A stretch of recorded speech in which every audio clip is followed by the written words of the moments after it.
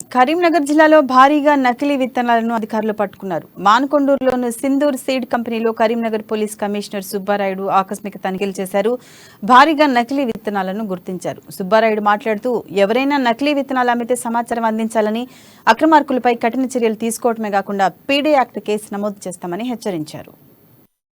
ప్రభుత్వం గౌరవ ముఖ్యమంత్రి గారు, గౌరవ మా డీజీపీ గారు ఆదేశానుసారం ఈరోజు రాష్ట్రంలో ఒక ప్రతిష్టాత్మకంగా చేపట్టిన మంచి విత్తనాలు మాత్రమే అందరికీ అందించాలి, స్పూరియస్ సీడ్స్ ని కంప్లీట్ గా కంట్రోల్ చేయాలి అనే ఒక ప్రధాన ధ్యేయంతో ఈరోజు మానుకొండూరులో సింధూర్ సీడ్స్ ని ఒకసారి వెరిఫై చేయడం జరిగింది. Along with agriculture. సో ఇక్కడ ఎంత ప్రొడక్షన్ ఉంది, ఏ ఫార్మర్స్ తో వీళ్ళు ఆ సీడ్స్ తీసుకుంటున్నారు, ప్రాపర్ గా వాళ్ళు జర్మినేషన్ ఉన్న వాటిని అమ్ముతున్నారా లేదా, ప్యాకింగ్ ప్రాపర్ గా ఉందా లేదా అంతా వెరిఫై చేయడం జరిగింది.